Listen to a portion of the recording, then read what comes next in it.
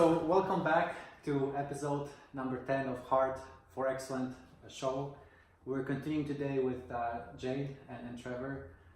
And what we'd like to get in today is get a little bit more specific. In the last episode, we talked about the background, kind of the main storyline and the feelings. And so we'd like to just, in this episode, is focus on the specifics of Jade, how you came from the wounded heart and the path that it took you to healing and be able to process this in a way that it transformed the relationship. Yeah, and as we get into that, boy, we just had a segment there that was off camera, off ear, and we can just tell the wounds are still sensitive. Right? This is Gina, we're like, oh, but I thought it didn't go down like that. It was like this, and I felt like this, and woo, this is a very sensitive topic, maybe more so because I just find myself reacting, but it's so healthy. It just shows the pain of that we go through divorce with kids and spouses and our own personal pain. So such a vulnerable episode for me. So Jake, thank you again, just for being honest and what it felt like to be in your shoes going through a family breakup. So if you can pick it up from here, you know, some of the feelings of being caught in the middle and how that evolved and your journey to having a healthy heart and a heart for excellence. Okay. Well, in the topic, I guess, of being stuck in the middle between parents, I mean, obviously it kind of started, I guess, before even the divorce happened because there were already problems there that were happening. Yeah. And so it's kind of like parents weren't really talking to each other all that much because they had so many like the issues and like no one really wanted to talk about it. But they would talk like to me or my sister about it, you know, because it'd just be like random things like, well, something about like your father, something about your mother, and you kind of are like, okay, like what do you want me to do with this information? And then eventually when the divorce had actually happened and my dad was in Texas and my mom was in Washington, I lived with my mom, and when I'd come visit my dad and if he would like say anything like in regards to my mom, and like kind of like a your mom phrase like oh well your mom does this, it's kind of like I felt immediately defensive because I had been living with my mom. Did I really do that? I'm playing. Because I had lived with my mom and she had we'd moved out of the house because we had to, and it was just like she had found work. She would she'd take me to school. She had let me go to or help me find ways to get to practices for volleyball and golf and tournaments, and I felt like she had just given up so much for me. Yeah. And so I felt kind of, you know, like, don't attack her because that's like attacking me, like don't. And he wasn't, like, looking back on it, he wasn't attacking her out of like anger at me or like about that. It was like he was hurt himself.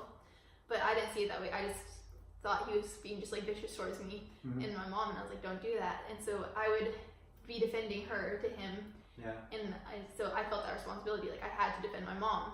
And then as like we started talking and we kind of started like mending our relationship, and I'd come back from business with him to Washington, and I'd see my mom, and we'd talk about something, and then she'd do your dad's statement, like, well, your dad just does this, this, and this, and blah, blah, and so then I'd feel the need to like, no, he's getting better, and like, I think that like our relationship's getting better, like, so then I feel that need to defend him to her, and so I just felt kind of like caught in the middle of constantly defending one parent to the other, and then so that part was just kind of like really draining for me, just because I was getting so tired of being like, no, like, you know what, I want to, like, I don't want to defend you guys anymore, but like I know that you guys never like speak on the phone, because speak on the phone that always just ends in like an argument. So like you guys don't get anything done, so I'm gonna have to get it done for you, obviously. But as it kind of like worked on, I kind of just got to a point where I was like, no, this isn't my responsibility. Like if I feel God should like push me to do something, I'll do it, but ultimately it's not up to me. And so I kind of just learned to be like, hey, when you say this is what I'm kind of feeling. So if you cannot talk about it like that, I'd really appreciate that, because that hurts. So how did you arrive at that? Was something that came up naturally, or you read about it, or something got revealed to you through prayer? Let me think. Because that's a very mature thing to do. Yeah, I don't know. It's kind of, it might have been a book or something. I read a lot, so it could have been something from that. I did, yeah, it was kind of just, I think it was kind of also both influence from my dad and my mom, because I know that they both love me a lot. and they were both like trying to look out for me in the best way that they knew how. So it's like they weren't just like totally like ignoring me. They just didn't see like how I was kind of feeling with that. So like even through other stuff, like he'd be like like you need to just like talk like and like how you're feeling and talk about it.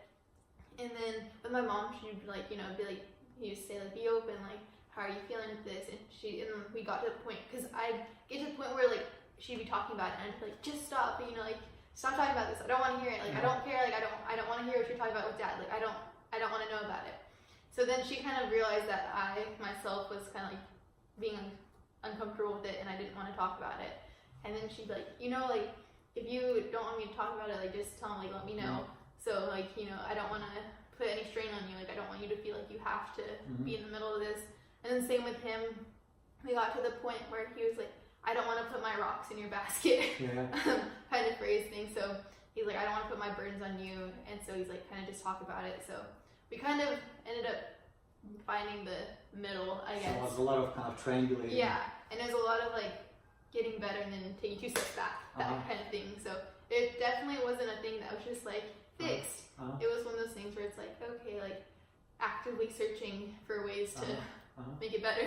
The one thing that's kind of a question that came to my mind as you explained this, because I'm sure that whenever you push that boundary, it must have been very painful. And so what I was curious is, what was it that helped you to come back and keep trying to find that language? I don't know. It was definitely hard, just because it's definitely easier in a way to give up. Yeah, because I think that's what a lot of people do. Yeah, it's just like, no, this isn't worth it. You feel like it's not worth it. But after a while, you kind of realize that, so like I don't know, having that strain in a relationship is never fun.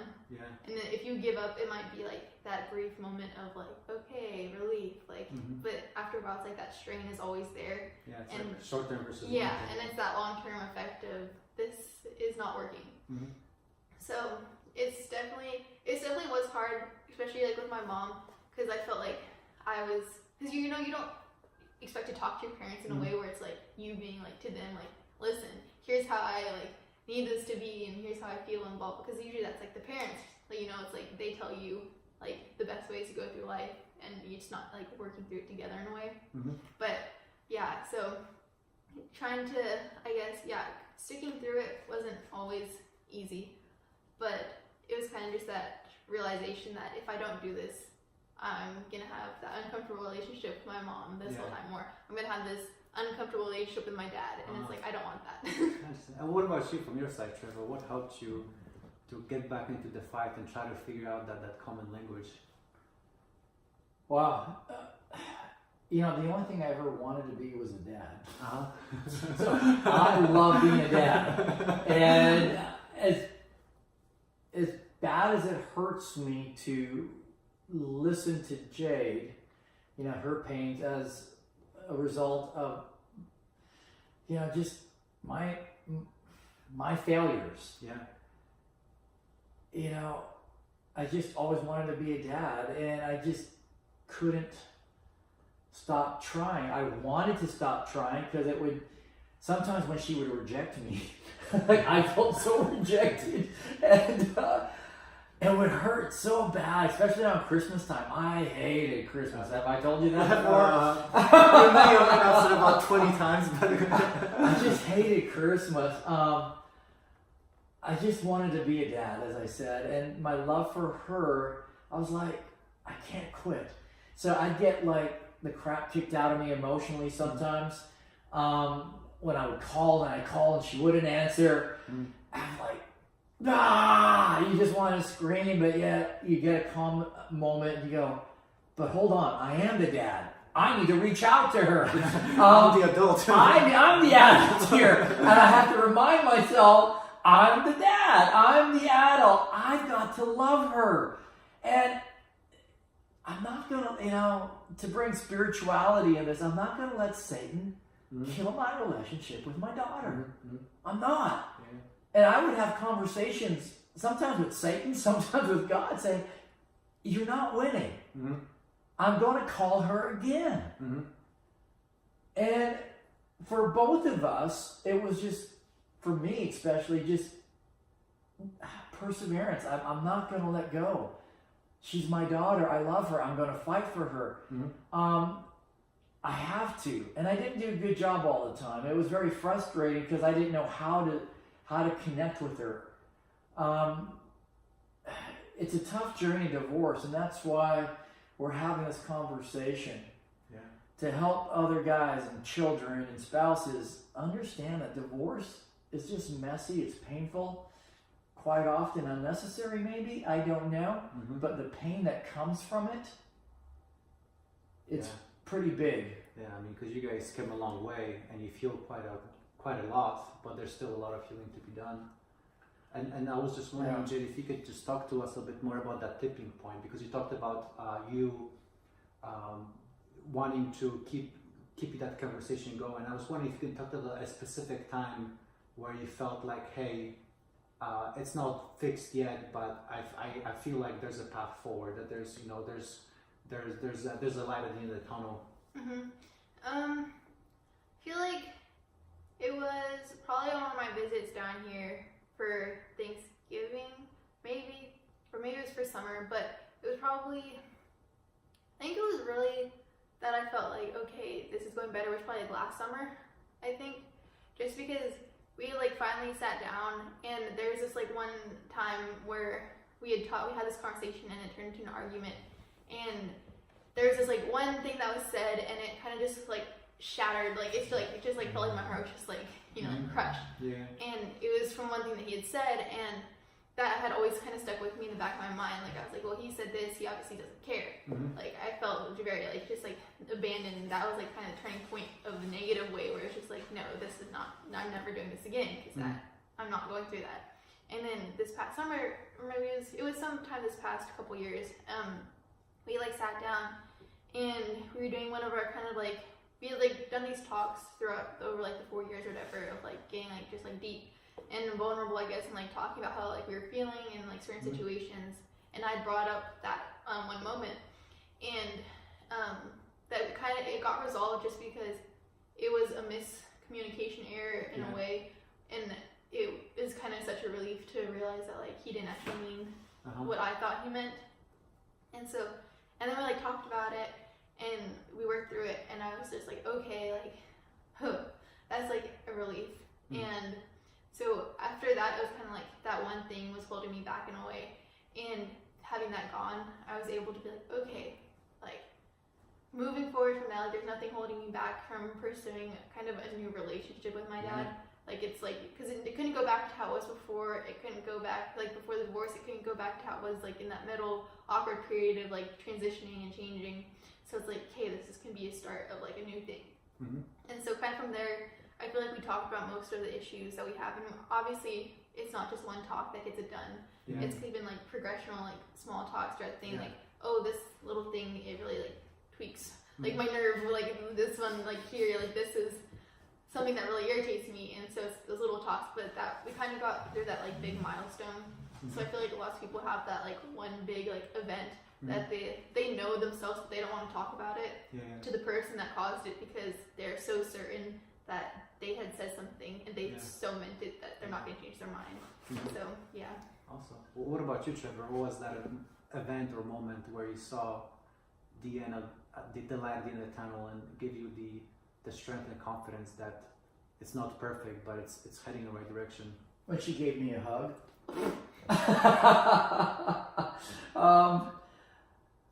I don't know if it was one event. I think it just keeps going back that she always stuck with me patiently,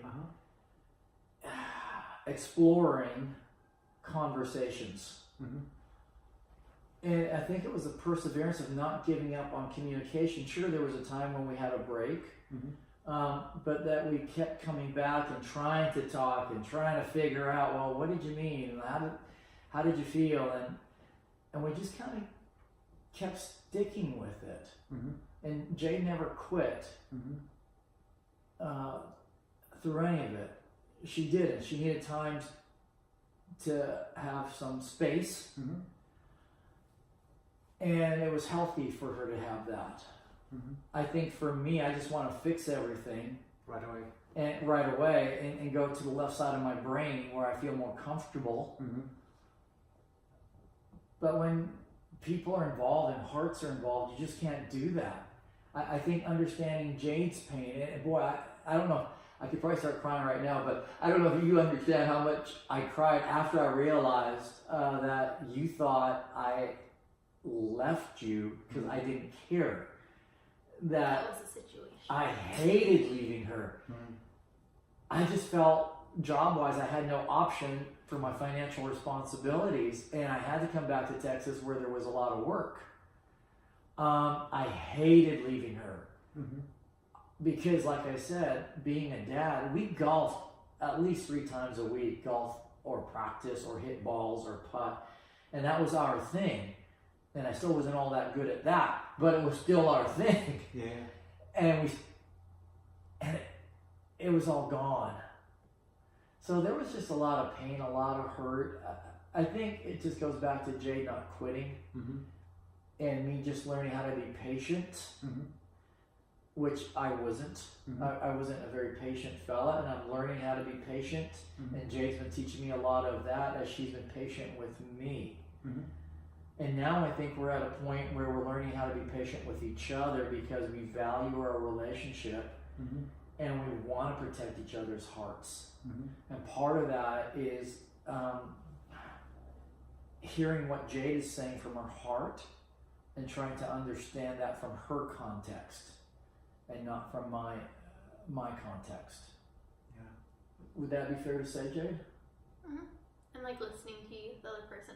So yeah, like knowing where they're coming from and like the hurts that they have. And then, but I mean, it's also important when you're talking to be like, okay, like how would they hear this? So yeah, it's kind of that balancing act. But it's a long, painful process to figure out that balancing act. For Jay and I, we've been working on it now for about 5 or 6, I don't know, what year, we're on 19, so a long time, maybe going on 6, 7 years, right? It's a long time. But if we don't quit on communication, and if you keep the lines of communication, we can figure out each other's heart. And I think it was really important, Jade, you can speak to this, is that when you realize that my heart always ached for you, I loved you, and it pained me to leave you. I think that did much for her heart because she thought, I think, like he didn't care. He just left. Yeah. Is that accurate or fair? Yeah. How's your heart now? It's good. I